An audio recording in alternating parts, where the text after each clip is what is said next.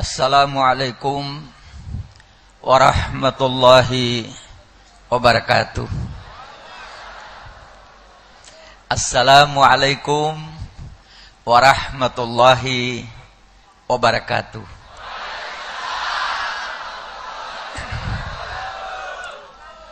Assalamualaikum warahmatullahi wabarakatuh. Alhamdulillahi rabbil alamin. Wassalatu wassalamu ala sayyidina Muhammadin habibi rabbil alamin, imamil muttaqin, sayyidil anbiya'i wal mursalin, sayyidina wa nabiyyina Muhammadin sallallahu alaihi wa ala alihi wa ashabihi wa sallama tasliman katsira, amma ba'du. Yang saya cintai dan yang saya sayangi, Bapak Kiai Haji Muhammad Busro beserta ibu dan keluarga, khususnya kedua mempelai yang berbahagia. Yang saya sayangi dan yang saya cintai para habaib, para sesepuh, para petuah, para tokoh, para alim ulama, ibu-ibu ustadzah, ibu-ibu nyai, ibu-ibu hajjah, bapak pejabat, baik sipil maupun militer, hadirin dan hadirat yang sama-sama berbahagia. Kita sama-sama berdoa. Amin. Ya Allah, berikan satu titik rahmat kepada kami untuk mencintai Nabi-Mu Muhammad, karena Nabi Muhammad yang mengantar kami untuk menjadi hamba yang muslim dan beriman kepadamu. Ya Allah, ya Rahman, rahmatilah kehidupan kami, anak cucu kami, keluarga dan keturunan kami, agar tetap mereka di dalam lindungan rahmat-Mu, di dalam payung naungan syafaat Nabi-Mu Muhammad. Tidak ada seorang muslim yang tidak mengharap-harap syafaatnya Nabi Muhammad. Al-yawma nakhtimu ala afwahihim wa tukallimuna aydihim wa tashhadu arjuluhum bima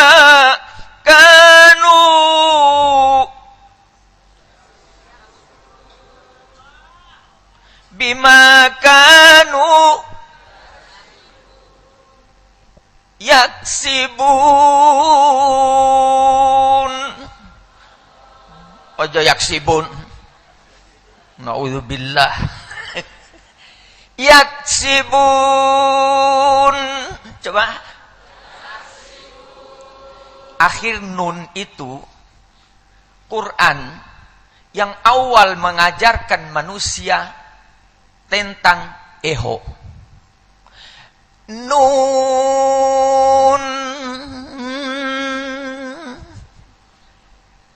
namanya tarannum.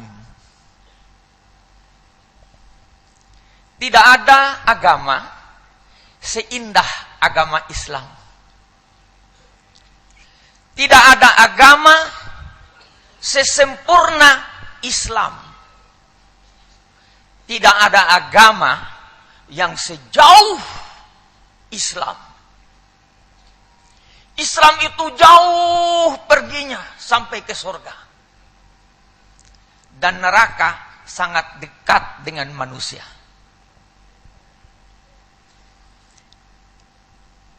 Ini hari kita memperingati kelahiran Nabi Muhammad. Dan tidak ada yang diperingati kelahirannya sudah meninggal ribuan tahun. Hanya Nabi Muhammad. Semua habib-habib, kiai-kiai yang meninggal, yang diperingati hari kematiannya. Haul. Sudah 5 tahun meninggal. Tidak ada hari kelahiran. Hanya Nabi Muhammad. Kenapa tidak hari kematiannya, tapi hari kelahirannya? Karena Nabi Muhammad belum meninggal sampai ini hari. Belum. Kalau nabi-nabi yang lain sudah meninggal. Diperingati wafatnya Yesus. Isa Al-Masih sudah meninggal. Dan nenek moyang kita nggak ada yang memperingati hari kematiannya. Nabi Adam nggak ada. Nabi Isa doang sudah meninggal karena agamanya sampai di situ dia bawa pergi menghadap Allah. Nabi Muhammad masih hidup. Karena itu tidak boleh orang mengaku dirinya nabi kalau belum wafatnya Nabi Muhammad. Bagaimana alimnya manusia, bagaimana pintarnya manusia, tidak boleh mengaku dirinya nabi. Seperti Ahmad Musodik yang baru ini. Di pengadilan dia berkata, saya tidak mengaku nabi kok, saya mengaku rasul. Kan rasul lebih tinggi dari nabi. Itu tandanya kegoblokan daripada manusia. Saya ketika mendengar MUI memanggil Ahmad Musodik, saya berkata kepada MUI, jangan dipanggil. Salah. Loh, dia mengaku nabi kok. Biarin. Bawa ke ahli fisiologi. Ke ahli jiwa. Perlu diperiksa tentang IQ-nya. Seberapa IQ Ahmad Musodik yang mengaku nabi? Dan seberapa IQ-nya Nabi Muhammad? Nabi Muhammad sallallahu alaihi wasallam di dalam akidah kita bukan orang pintar, tapi orang dzu fatanah. Orang yang cerdas, cerdik. Tidak ada ahli fisiologi yang mampu mengukur kecerdasannya. Tidak ada ahli jiwa yang mampu mengukur kecerdasan dan kepandaiannya. Hanya Allah yang memberikan sifat mulia itu. Karena Allah menciptakan otak Nabi Muhammad tidak seperti otaknya bapak-bapak, apalagi otaknya ibu-ibu.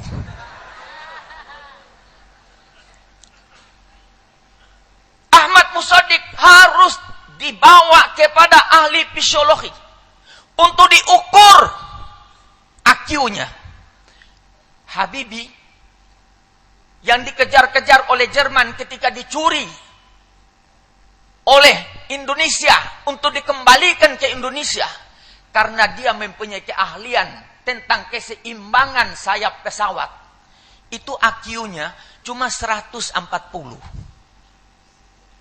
Kalau IQ-nya sampai 250, maka Habibie tidak bakal hidup lagi. Waktu dia lahir langsung mati. Yang mampu mempertahankan IQ yang sangat tinggi itu hanya Muhammad Rasulullah. Karena dia hidup di dalam penjagaan Allah yang ketat. Jangankan manusia, malaikat yang ada di langit tidak tahu yang mana Nabi Muhammad itu. Qila huwa Adam qala Adamu bihi uniluhu a'lal maratib. Apa? Di waktu Adam diciptakan, malaikat bingung. Mungkin ini Muhammad itu. Hanya tahu Muhammad. Disembunyikan fi maknun, di dalam rahasia Allah. Itu Nabi Muhammad. Jadi kalau Anda tidak tahu, Anda disembunyikan di maknun oleh Allah, jangan coba-coba mengaku Muhammad Rasulullah lagi datang. Itu pembohong besar. Dia harus dibawa kepada ahli jiwa. Kemudian tidak boleh dihukum di penjara polisi, tidak boleh. Dibawa ke rumah sakit gila. Sudah pernah masuk rumah sakit gila apa enggak? Kalau belum, itu belum sempurna ilmunya. Ulama harus selidiki semua apa yang ada. Tidak boleh hanya mendengar, harus datang melihat. Melihat itu Al-Quran. Di saat Al-Quran berbicara tentang orang gila, kita harus pergi ke tempat orang gila. Rumah sakit jiwa namanya. Kalau ibu masuk di rumah sakit jiwa, yang saya pernah kunjungi, orang gila itu mancing di kloset. Saya berjalan dengan pengawas, dan pengawas itu harus berjalan terus melihat apa yang dibuat oleh orang-orang gila di dalam rumah sakit jiwa itu. Ditanya, sudah dapat ikan? Dia bilang, masa ada ikan di kloset? Itu langsung ditangkap. Karena ini sudah mendekati kesembuhan. Dia sudah tahu bahwa kloset tempat mancing. Ditangkap dia. Dibawa ke ruangan yang lain. Jalan lagi. Tak, macul. Macul. Kapan tanamnya? Ya, macul aja.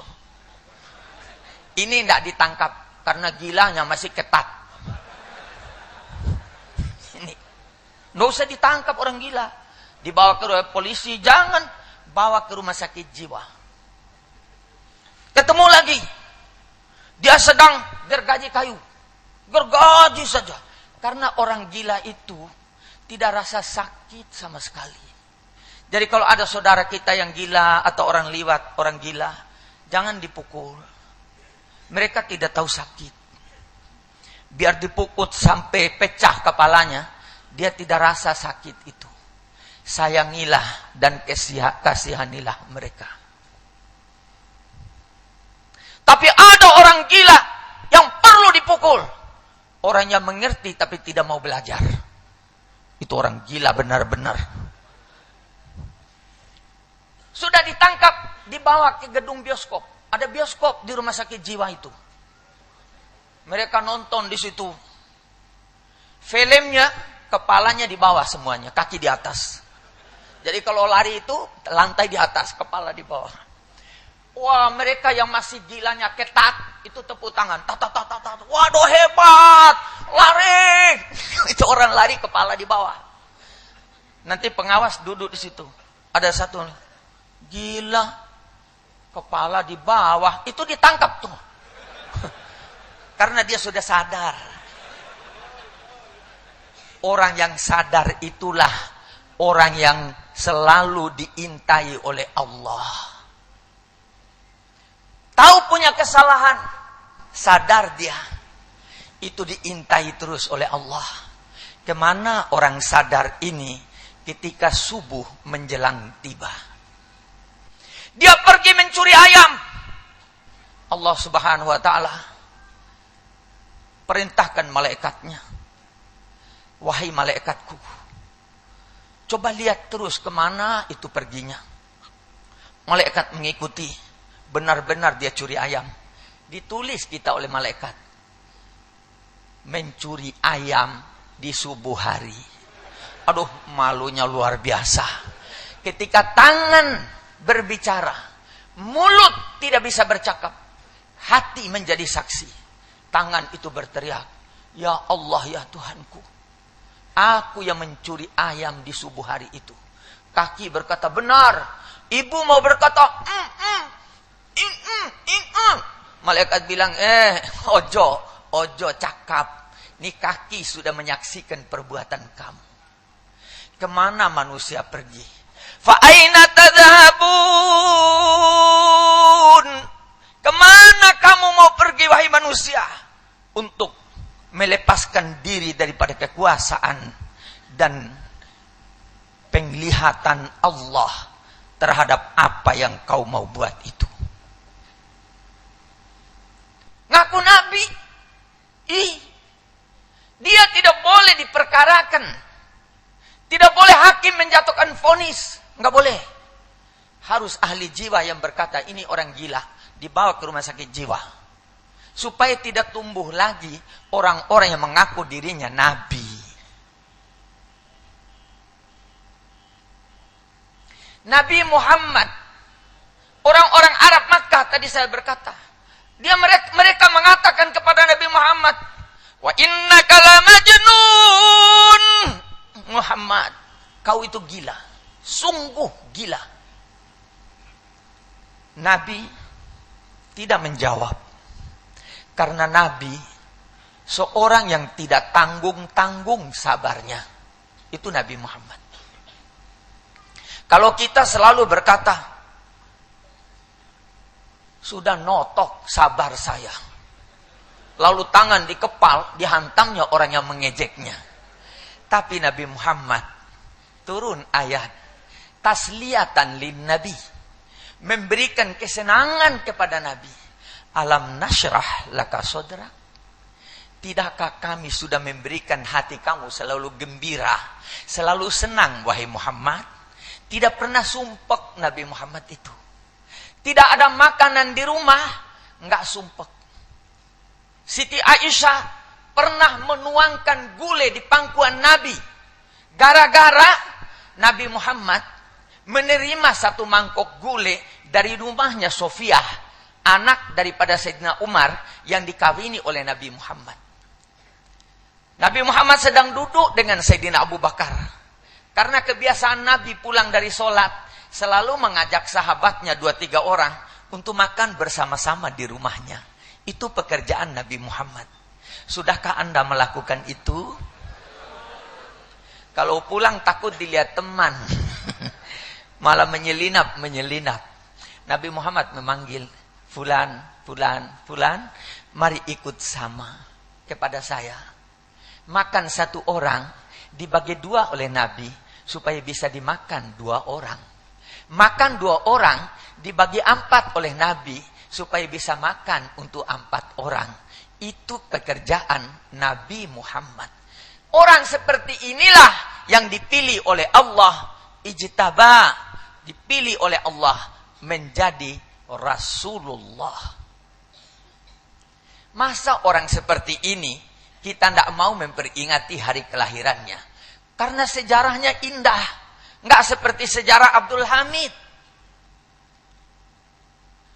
Sore berangkat keluar, nggak sholat maghrib, pergi nonton bioskop. Masa orang seperti ini diperingati kelahirannya? Nggak pantas, Bu. Nggak pantas. Lahir. Duh! Nggak ada orang selahirnya Nabi Muhammad. Fahtazzal arsyu taraban wastibsyara. Itu di Maulid Deba itu. Tiap hari dibaca mungkin di sini. Maulid Deba itu kalau dibaca dari awal sampai akhir Nabi Muhammad hadir di situ. Makanya jangan suul adab kalau sedang baca Maulid Ad-Daibai. Sebab pengarangnya adalah ahli hadis. Aras itu geger. Bukan gempa, bukan. Geger. Mendengar Nabi Muhammad mau dilahirkan. Leente, batu, kerikil aja nggak bergerak. Untuk jadi Nabi pula. Aduh, gobloknya manusia ya. Bodoh paket bener-bener.